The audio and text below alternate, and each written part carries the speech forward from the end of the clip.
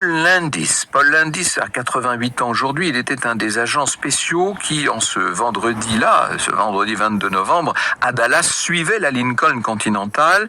Et il a fait paraître le mois dernier un ouvrage qui s'intitule Le Dernier Témoin, dans lequel il revient sur la déposition qu'il avait faite en 1963. Il remet en cause lui aussi la version admise de la balle magique, si on peut dire. Il explique qu'il a trouvé dans la limousine, à la place du président mortellement blessé, qu'il a trouvé la douille, qu'il a trouvé la balle, ce qui exclurait qu'elle ait pu atteindre une autre cible en bout de course, et qui voudrait dire qu'il aura fallu qu'au moins 2 balles soient tirées à très peu de temps d'écart, donc par 2 tireurs distincts. C'est ce qu'on voit très bien du reste lorsqu'on regarde l'un des films amateurs, celui d'Abraham Zapruder.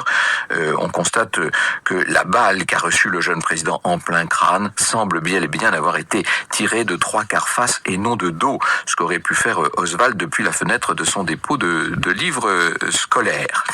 C'est Thierry Lenz, que vous entendiez parler de Napoléon tout à l'heure.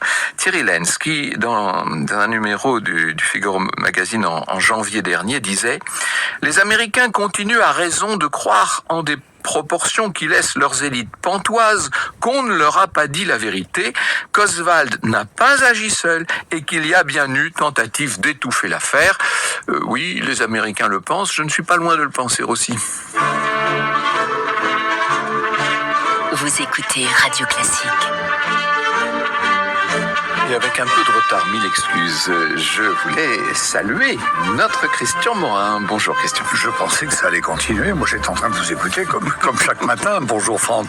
J'avais lu ce papier que vous aviez fait consacré à John Fitzgerald Kennedy et son assassinat dans le Historia du mois dernier. J'en profite d'ailleurs pour dire que ce Historia du mois de décembre qui vous attend tous, que ce sera consacré... Ça, c'était le mois de novembre. Le mois de novembre, oui. Celui de décembre sera consacré à la Régence. Exactement. Succès et scandale. Alors, vous évoquiez que chacun d'entre nous, vous étiez très jeune, vous, à l'époque. Non, j'étais pas né, oui. Vous n'étiez pas né, en plus. Mais moi, le souvenir, on a tous ce souvenir de ce que nous faisions. Et le souvenir que j'avais retenu, c'est quand on a annoncé ça à la télévision très tard le soir, je crois que c'est Maurice Sévenot qui avait annoncé ça, et la réaction de mon père, qui avait fait la Deuxième Guerre mondiale, était prisonnier, et un réflexe, tout de suite, il a dit, ça, c'est une Troisième Guerre mondiale. La peur, tout de suite, envahissait tout le monde. Et le lendemain matin, j'avais cours de sculpture et de modelage à l'école des Beaux-Arts. Et nous étions tous effondrés parce que, pour des gens de 18-19 ans à peu près, un président comme celui qui était John Fitzgerald Kennedy, président jeune, c'était quelqu'un que nous ressentions à peine plus de 45 ans. Beaucoup plus proche de nous. Alors cet après-midi, à 14h, Franck vous emmène vers une cantatrice, mannequin, comédienne, artiste lyrique, une salonnière, comme on disait à l'époque. C'est notre comédienne qui s'appelle Sophie Arnould. Alors là, Sophie Arnould, qui était un personnage, vous savez, elle a fait tellement de bons mots, notamment. C'est comme ça qu'elle est entrée dans l'histoire. Parfait, 14h, Franck Ferrand, et demain matin, avec grand bonheur. Bonne journée. Bonne journée.